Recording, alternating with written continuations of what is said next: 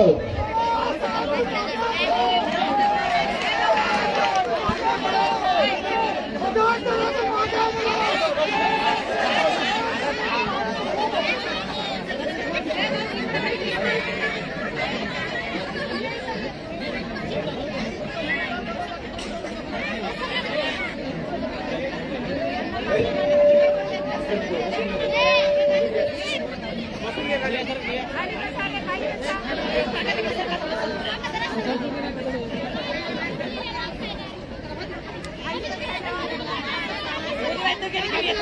समतेचे विचार रुजवणाऱ्या सर्व मानवांना त्रिवार अभिवादन करतो.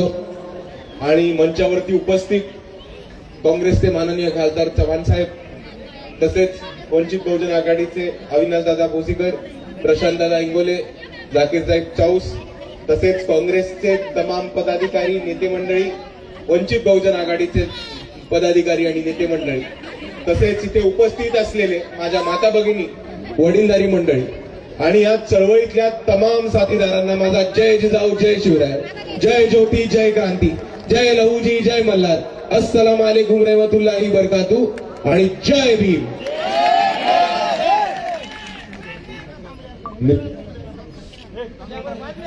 मित्रांनो, येत्या 15 तारखेला आपल्याला साठी एक खूप महत्वाची निवडणूक आलेली आहे.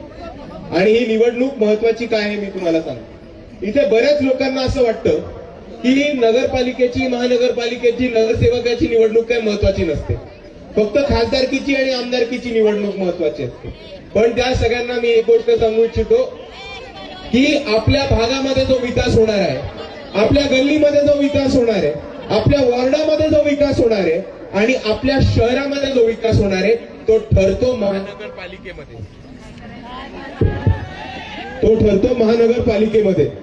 आणि म्हणून आपल्याला सर्वांना ही महत्वाची जबाबदारी पार पाडायची आहे की जर आपल्याला गावाचा, आपल्या वॉर्डाचा, आपल्या गल्लीचा आणि आपल्या शहराचा विकास करायचा असेल तर आपल्याला आपल्या हक्काचे आणि आपल्याला आपल्या कामाचे नगरसेवक कोणत्याही परिस्थितीत निवडून हे महानगरपालिकेमध्ये पाठवणं अतिशय गरजेचं आहे. मित्रांनो, तुमच्या घराला नळ आहे की नाही, त्या नळाला पाणी येतं की नाही, ते येणारं पाणी स्वच्छ आहे का, पिण्याचं गरजेचं आहे का, किती दिवसानंतर पाणी येतं, आपल्या गल्लीमध्ये रस्ते आहेत का, आपल्या गल्लीमध्ये, आपल्या वॉर्डामध्ये नाले आहेत का, त्या नाल्यांना कव्हर आहे का, शाळा आहे का, आरोग्य सेवा आहेत का, हे सगळ्या गोष्टी महानगरपालिकेच्या निवडणुकीवरती ठरवल्या जातात.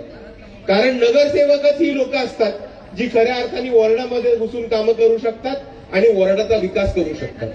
आणि म्हणून जर आपल्याला चांगल्या सोयी सुविधा हव्या असतील, जर आपल्याला चांगल्या दर्जाचं सुविधा उपलब्ध करून पाहिजे असतील आणि जर आपल्याला आपल्या नगरपालिकेचा रखडलेला विकास सुधारायचा असेल तर आपल्याला आपल्या हक्काचे आणि कामाचे नगरसेवक निवडून देणं हे खूप गरजेचं आहे. मित्रांनो, हे आपण सर्वांनी समजून घ्या, हे मी आपल्या सर्वांना विनंती करतो. हेच बोलत असताना आज जरी आपण नांदेडची परिस्थिती बघितली तर किती दिवसाआड पाणी येतं? 4 दिवसाआड पाणी येतं. आणि स्वच्छ पाणी येतं का? पिण्याचं पाणी येतं का ते? नाही. दुसऱ्या बाजूला आपल्या सर्वांच्या घराला वीज आहे, नावावरती मीटर आहे, प्रत्येकाला ज्याचं प्रत्येकाचं नाव घरकुल योजनेमध्ये आलंय का? घरकुल योजनेमध्ये नाव नसेल आलं किंवा योजनेमध्ये नाव आलं असेल तरी घरकुल मिळाले का? पैसे मंजूर झाले तरी अख्खे पैसे मिळालेत का? नाही. नाल्या आहेत का? नाही. आणि हे प्रश्न आपल्याला सोडवायचे असतील तर आपल्याला एकच उपाय, एकच ऑप्शन काय की आत्ताचे नगरसेवक भाजपचे सरकार सत्तेच्या बाहेर उचलून टाका आणि वंचित बहुजन आघाडीची सत्ता स्थापन करा, काँग्रेस पक्षाची सत्ता स्थापन करा. हाच एक आपल्या सर्वांचा मोर्चा आहे. आणि मी आपल्या सर्वांना इथे उभं राहून तमाम वंचित बहुजन आघाडी आणि काँग्रेसच्या नगरसेवकांकडनं आपल्या सर्वांना ही गवाही देतो की जर वंचित बहुजन आघाडीचे लोक सत्तेमध्ये गेले आणि जर वंचित बहुजन आघाडीचे नगरसेवक निवडून आले तर सर्वात पहिले प्रत्येक माणसाच्या घराला नळ आणि त्या नळाला दररोज स्वच्छ पिण्याचं पाणी देण्याचं काम हे वंचित बहुजन आघाडीचे सरकार करेल. महानगरपालिकेच्या शाळांमध्ये चांगलं दर्जाचं शिक्षण मोफत प्रायव्हेट खाजगीमध्ये मिळतं, त्या दर्जाचं इंग्लिश मीडियम मधलं शिक्षण हे मोफत आपल्या लेकरांना उपलब्ध करून देण्याचं काम वंचित बहुजन आघाडी करेल. शहरामध्ये महिलांसाठी स्वच्छतागृह बांधण्याचं काम वंचित बहुजन आघाडी बाजारपेठेमध्ये आणि पब्लिक एरियामध्ये नक्की करेल. प्रत्येक माणसाच्या घराला मीटर, इलेक्ट्रिसिटीचं मीटर आणि ते मीटर तुमच्या नावावरती असेल याची खात्री वंचित बहुजन आघाडी घेऊन आपली पाणीपट्टी सुद्धा प्रत्येक माणसाच्या नावावरती करेल. वंचित बहुजन आघाडी घरकुलच्या योजनेमध्ये ज्या ज्या लोकांची नावं आली नाहीयेत, ज्या ज्या लोकांची नावं वगळली गेली आहेत, त्या लोकांची नावं घरकुल योजनेमध्ये टाकून प्रत्येक माणसाला घरकुल योजनेखाली घर देण्याचं काम हे वंचित बहुजन आघाडी सत्तेमध्ये आल्यानंतर नक्कीच करणार आहे. आणि मला हेच बोलत असताना एक आपल्याला आठवण करून द्यायची की 3-4 महिन्यापूर्वीचा प्रसंग आठवा की नांदेडमध्ये खूप मोठ्या प्रमाणामध्ये पाऊस झाला होता. कितीतरी लोकांच्या घरामध्ये पाणी घुसलं होतं, नुकसान झालं होतं, सामानाचं, मालमत्तेचं, घरात ठेवलेल्या टीव्ही, फ्रीज, इतर गोष्टींचं खूप मोठ्या प्रमाणात नुकसान झालं. आणि इकडच्या सरकारने आपल्याला एकही मदत केली का? भाजपवाले आले होते का? शिंदे गटवाले आले होते का? अजितदादावाले आले होते का? शरद पवारवाले आले होते का? उबाटावाले आले होते का? नाही. आपल्यासाठी कोण आलं होतं? जे 10,000 आपल्या सर्वांच्या खात्यामध्ये मिळवून दिले ते कोणी मिळवून दिले होते?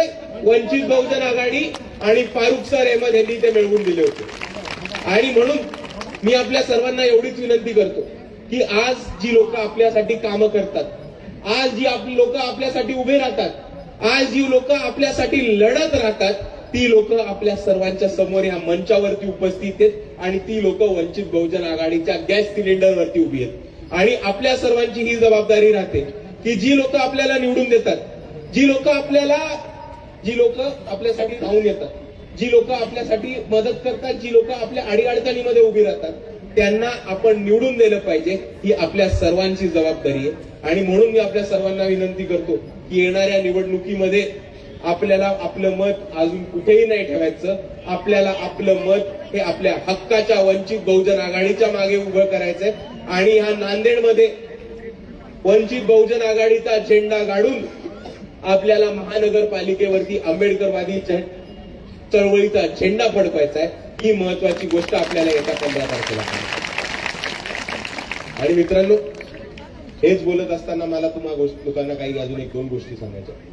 हे म्हणजे जेव्हा या महाराष्ट्रामध्ये कोणतीही अडी अडचण येते, जेव्हा या महाराष्ट्रामध्ये कोणताही अन्याय अत्याचार होतो आणि जेव्हा या महाराष्ट्रामध्ये कोणत्याही पीडितावरती शोषण होतं, तेव्हा एक पक्ष आणि एक माणूस आपल्या सर्वांसाठी उभा राहतो, ते म्हणजे वंचित बहुजन आघाडी आणि बाळासाहेब आंबेडकर. आपल्याला आठवत असेल की या महाराष्ट्रामध्ये दंगलीचं प्रकरण घडलं होतं. भीमा कोरेगाव नंतर एक मोठं दंगलीचं प्रकरण घडणार होतं आणि कोपर्डीच्या कांडानंतर एक मोठं दंगलीचं वातावरण उभं होतं. हे बाळासाहेब आंबेडकर होते त्यांनी भीमा कोरेगाव नंतर एक दिवस महाराष्ट्र बंद पुकारला आणि महाराष्ट्रामध्ये होणारी दंगली थांबवली होती. दुसऱ्या बाजूला आपल्याला आठवत असेल की मुसलमानांच्या पोरांना टिपू सुलतानचे स्टेटस ठेवण्यासाठी और औरंगजेबचे फोटो ठेवण्यासाठी इकडचं भाजप आणि शिवसेनेचं सरकार त्यांना अरेस्ट करत होतं, त्यांना पोलीस लॉकअप मध्ये टाकून बेदम मारत होतं. आणि हे ते बाळासाहेब आंबेडकर होते ज्यांनी औरंगाबादमध्ये औरंगजेबच्या मजारीवरती गेले, औरंगजेबच्या मजारीवरती फुलाची एक चादर चढवली. लातूरमध्ये वंचित बहुजन आघाडीच्या मंचावरती टिपू सुलतानचा फोटो लावला, त्या फोटोला एक फुलांची हार घातला आणि बाळासाहेब आंबेडकरांनी हे स्टेटमेंट केलं होतं आणि फडणवीसला चॅलेंज केलं होतं, हे म्हणत की इकडचे मुसलमान पोरं तर फक्त व्हॉट्सअपवरती स्टेटस ठेवतात, फेसबुकवरती स्टेटस ठेवतात. आम्ही औरंगजेबच्या मजारीवरती फुलाची चादर चढवून आलोय. आमच्या स्टेजवरती डॉक्टर बाबासाहेब आंबेडकर, छत्रपती शाहू महाराज, छत्रपती शिवाजी महाराज, महात्मा ज्योतिबा फुले यांच्यामध्ये टिपू सुलतानचा फोटो असतो. तुम्ही मुसलमान पोरांना काय हात लावताय? जर तुमच्यामध्ये दम असेल तर वंचित बहुजन आघाडीच्या विरुद्ध ऍक्शन घेऊन दाखवा. ही भूमिका बाळासाहेब आंबेडकरांनी या महाराष्ट्रामध्ये घेतली होती. आणि जेव्हा महाराष्ट्रामध्ये बाळासाहेबांनी ही भूमिका घेतली तेव्हापासून मुसलमान पोरांना अरेस्ट करण्याचा सिलसिला बंद म्हणजे बंद झाला होता. आणि हा महाराष्ट्राच्या इतिहासाला गवा आहे. आणि इथे बरेचसे धर्मांध हिंदुत्ववादी ताकदी आहेत. सनातनी हिंदू ताकद म्हणतात स्वतःला, ते मोठ्या प्रमाणात ट्रोल करतात की हे मजारीवरती जातात, टिपू सुलतानचा फोटो लावतात, तुम्ही काय धर्म बदलला का, तुम्ही मुसलमान झालात का. हे जे लोक आहेत त्यांना मला एक आठवण करून द्यायची की कोरोना काळ आठवण करा, कोरोना काळ आठवण करा. या महाराष्ट्रामधलं प्रत्येक मंदिर हे बंद ठेवलं होतं, या महाराष्ट्रामधल्या प्रत्येक मंदिराला प्रवेश बंद केला होता. आणि हे तेच बाळासाहेब आंबेडकर होते ज्यांनी पंढरपूरवरती विठोबाच्या मंदिरासमोर मोर्चा केला आणि विठोबाचं मंदिर उघडं करून या महाराष्ट्रामधली तमाम मंदिरं इकडच्या हिंदूंसाठी उघडी करून दिली होती. आणि जेव्हा कोरोना काळामध्ये इकडचे मंदिरं बंद पडली होती तेव्हा फडणवीस आले होते का ती मंदिरं उघडायला, राणे आले होते का ती मंदिरं उघडायला, ठाकरे आले होते का ती मंदिरं उघडायला, एकनाथ शिंदे आले होते का ती मंदिरं उघडायला. नाही, ती मंदिरं उघडायला बाळासाहेब आंबेडकर आणि वंचित बहुजन आघाडी आली होती. आणि म्हणून मी म्हणतो की जेव्हा जेव्हा कोणत्याही समाजावरती अन्याय अत्याचार होतो तेव्हा वंचित बहुजन आघाडी आणि वंचित बहुजन आघाडीचे कार्यकर्ते हे नेहमी आपल्या संरक्षणासाठी, आपल्या मदतीसाठी आणि आपलं पाठ राखण करायला 24 तास हजर आहेत. हा आपल्या महाराष्ट्राचा आणि वंचित बहुजन आघाडीचा इतिहास आहे, हे मला आपल्या सर्वांसमोर नमूद करायचं. आणि दुसऱ्या बाजूला मित्रांनो, जेव्हापासून निवडणुकीचा हा सिलसिला चालू झाला तेव्हापासून आपण बघितलं असेल की तिकीट वाटपावरनं खूप मोठी नाराजगी आहे. बरेच काहीच लोक नाराज झालेत की कोणत्याला तिकीट मिळालं नाही भाजपचं, कोणाला तिकीट मिळालं नाही शिंदे सेनेचं, कोणाला तिकीट मिळालं नाही शरद पवारांकडनं, कोणाला तिकीट मिळालं नाही अजित पवारांकडनं. आणि याच्यानंतर काय झालं, कोणता भाजपचा नेता कोपऱ्यात बसून रडलाय, कोणता अजितदादांचा नेता कोपऱ्यात रुसून बसलाय, कोणतरी शिंदे साहेबांची गाडी थांबवायला निघालं, कोणतरी भाजपच्या आमदाराची गाडी फोडायला निघालं आणि सगळे कार्यकर्ते हे नाराज घरी बसले. पण वंचित बहुजन आघाडीमध्ये तुम्हाला हे दृश्य दिसणार नाही.